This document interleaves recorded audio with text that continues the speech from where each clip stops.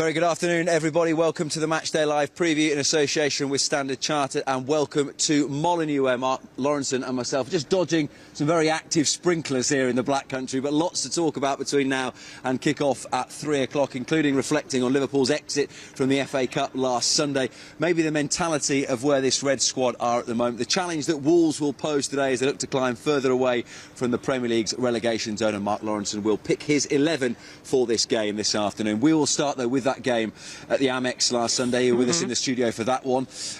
Difficult one to gauge, lots of plus points, but ultimately another defeat on the road. Yeah, I think there was kind of green shoots of a recovery, wasn't there? There seemed to be. And to be honest with you, Rob, in the first half, if we'd taken our chances, you know, we probably would have won the game comfortably. But at the moment, it's just not happening for us. I mean, it was an outstanding goal from Brighton's point of view that won the match, but not from ours. Joe Gomez turning his back completely on the ball, which he should never do in any part of the team. And it's one of them. I mean, can you imagine what the manager thinks is going through his mind as well? He's kind of tried absolutely everything, and we're just in that particular moment where we just, I don't know, we can't see we can't see, well, finding ways to lose, yes, probably. Why don't you just do it instead of me? Yeah, exactly, finding ways to lose, and it happens. And we don't suddenly become bad players, but you can become a team that's not really performing, and we are. And if you really look at it, our season is home and away against Real Madrid. I guess the point about using phrases like green shoots of recovery is ultimately this is Liverpool and it's about like winning. A politician. Well, the point is that, you know, a club like Wolves maybe, or those in the middle of the table, if you have a bad run, you can say, oh, green shoots of recovery. This club, you've got to win every week. Yeah, well, that's the price you pay, isn't it? And you know, whatever you say about it, if you've got so many injuries, it's really, really difficult. And obviously, we've not really got legs in midfield, and the ones we have are young lads still learning the game. And I think with young lads as well, they come in and they play well for a few games. Then you've got to take them out and let them have a little look at the game from like sat in the stand as it was. So that's the problem, and I know everyone says, why haven't we bought any players and all that kind of thing. Well, we obviously haven't bought any players because probably, there's nobody that we can afford at the moment, and the summer will be different, and I'm afraid we've just got to get on with it.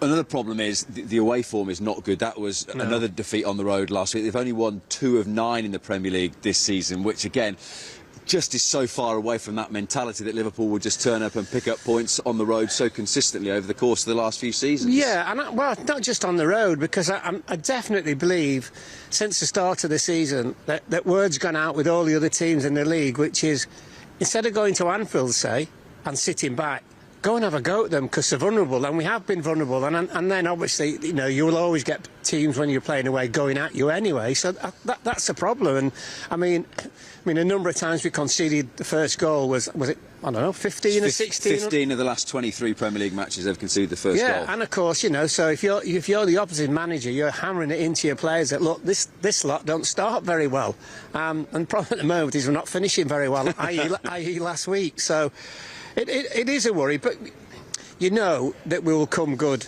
eventually. But as far as the season's concerned, if we don't progress in the Champions League, I can't see us finishing in the top 4.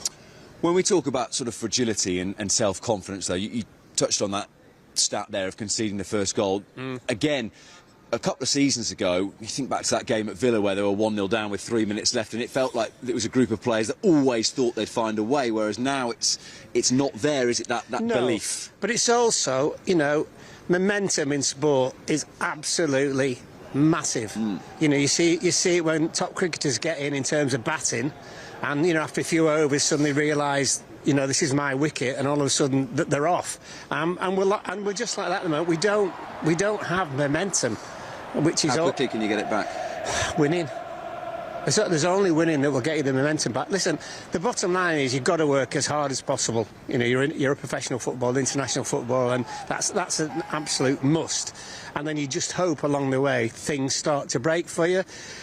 But the more you look at this season, it's just like a season which is like, it's had so many things gone against us, but you can't stand there or sit there and go, oh yeah, it's not going to be. You just got to get on with it. And that was interesting because I think both you and Gary after the game said last week, look, you've just got to graft and roll your sleeves up, which is what they're doing, because it's not a group of players that have sort of chucked the towel in. It's it just for some reason isn't quite there. And we're not playing badly. You know, we're not getting turned over on a regular basis, and we're still very, very competitive. But it is, as you rightly say, it is just not there. And then you throw in Gakpo and Nunez, who are new. So, you know, they've kind of come into a struggling team, for want of a better word, and you're looking at Salah, who looks a little bit out of sorts, and you're thinking, well, no wonder we're not winning many games. And look at the midfield as well at the moment, which, you know, when the young boys play, it can be good. But generally, we just actually look quite ordinary. Let's have a look at Wolves then, who start the day outside the bottom three, only on goal difference ahead of Bournemouth. But they've made 6 signings in January. Julian Lopetegui in his programme notes today says he feels he has a more balanced squad. Is it a squad good enough to stay up? Yeah, I think just the manager, Lopetegui and Unai Emery, for me. Well, we know the top managers. Unai Emery was really unlucky at Arsenal. I'm not quite sure what happened there, because he's a far better manager than that. And they've won stuff. They've got this mentality about them, most definitely. I don't think they take any nonsense as well. And it's kind of, you know, my way or the highway. I mean, you've seen what Villa have done. They've come up. They've done 5 or 6 games, five of 7, and I think this fella will get that as well. And the other thing, he's made them very difficult to play against, therefore very difficult to beat. And he had to have done that, because the one problem they do have is they cannot score goals. And that's interesting that 6 signings over the course of January, none of them is a striker. No striker has scored for Wolves, recognised centre-forward, since last March. Right, well, for what time will the match finish today? 5 to 5. Yeah. Oh, that's still the case. Yeah, absolutely. You've just absolutely killed us now, haven't you? Completely. It's got Raul Jimenez goal written all over it. Yeah, exactly. But, I mean, you know, his teams are difficult to play against, and they concede very little as well, and they are a decent team. So you look at the teams, there's probably about 9 teams at the bottom of the league, possibly. So they won't be one of the teams that get relegated. One of the things you would say, and we'll talk about the team that you've picked in just a moment, but the midfield area is key today, because we've spoken about Liverpool's issues through this season, but if you let Ruben Neves dictate the game, you're in big trouble. Yeah, he's a top player, isn't he? Absolutely. I'm surprised actually he's still here. I'm surprised Chelsea haven't bought him. Have they got any room for anyone else? Oh, well, they've got 33 players, haven't they? Good luck with that one. No, he is a top player, so we need to get into him and stop. I think you stop him, and generally you stop Wolves. Yeah. On the team you've picked today, it's going to be another central defensive pairing, because Ibrahim Konate is out. Yeah, well, I have to say, I forgot Joe Gomez. I was just sitting upstairs before, and I thought just sending the team out and everything, and of course you've just come in, and I've gone, oh, Phillips and Matip, and you've gone, Joe Gomez. I went, oh, I forgot about him.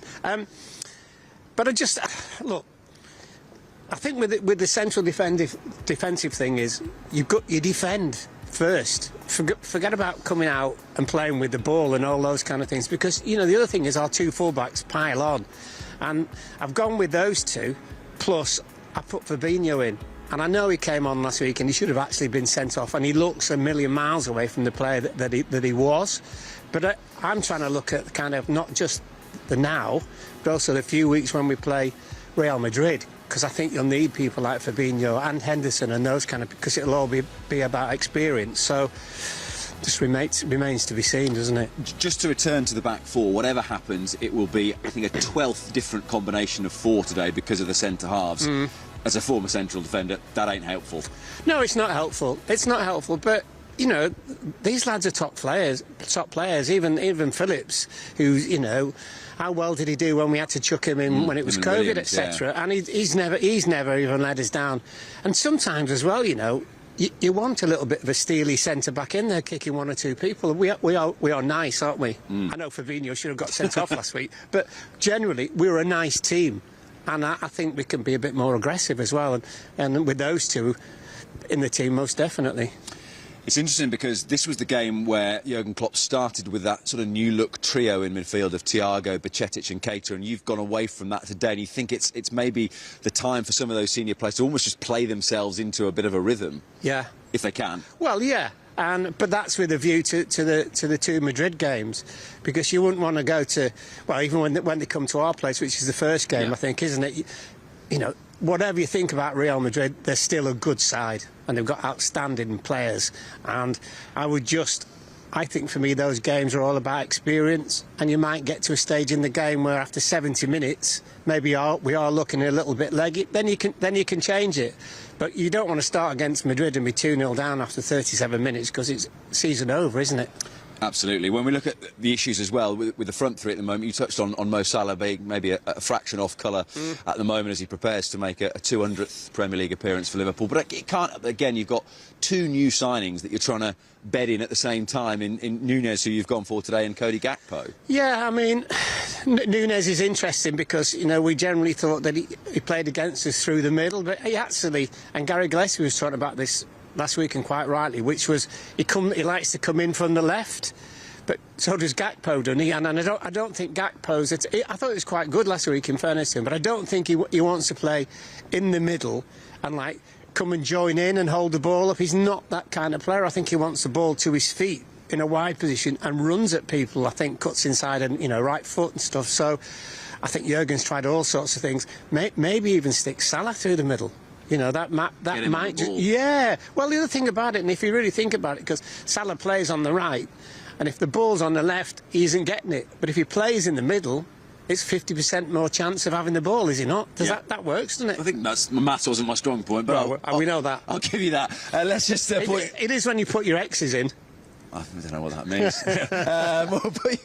There's a lot of X's. Let's point in the direction of our coverage moving forward. Their highlights will be available from Molineux tonight on LFC TV Go at 7 o'clock. Full game, LFC TV and Go at midnight. Then tomorrow you can see all the behind-the-scenes footage on Inside Walls on the YouTube and Facebook channels. As for this afternoon, Matchday Live gets underway at 2 o'clock. Interviews, and myself and Laurie will be here at Molineux with team news as well. Full audio commentary with Steve Hunter and Neil Mellor at 3 o'clock, and Matchday reaction with interviews from here at Molineux is at 5. Laura, thank you very much indeed for the moment. Go and enjoy your leg of lamb. We will see you a little bit later on. Bye for now.